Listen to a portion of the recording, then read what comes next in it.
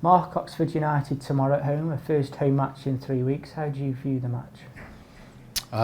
A tough game, as they all are, and on the back of Wednesday evening, you know, the recovery is really important. So I'm hoping that they've got as much recovery into them as possible. Oxford played a day earlier than us, so they get an advantage coming into this one, even though it's our home game.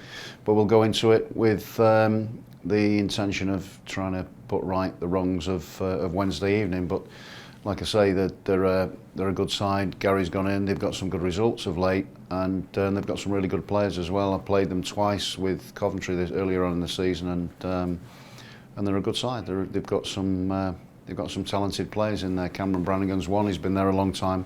Placheta off the right hand side. He's sort of having a resurgence in form as well. So Tyler Goodrum, good player. Mark Harris up front. They signed Tom Bradshaw from Millwall. They've got some really good players, and they will not be underestimated. Play a really decent brand of football, and I'm sure that it'll be a tough game, but one we will be looking forward to.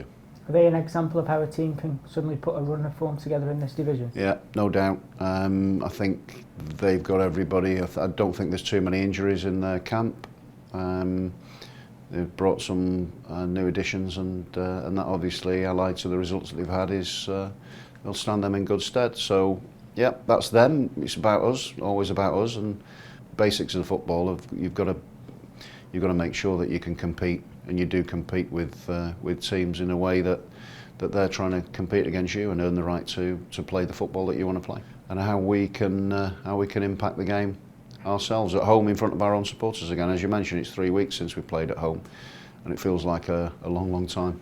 Well, there's been at the end of a 3-game week. What sort of things go through your head when making selection decisions for a match like Saturday? If you've got a full squad to choose from, then you can have a lot of things go through your mind. I think for us, we're in a situation where we've got a number of injuries, and we've had those for a while, and we picked up another one on Wednesday evening with Ben Wilmot. So thankfully it's not as bad as we first feared, but he will be out for a period of time.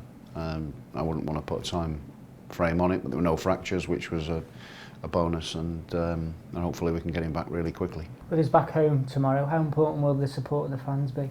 Always important, incredibly important, you know, to have the support and fan base that are all together and behind the team 100%.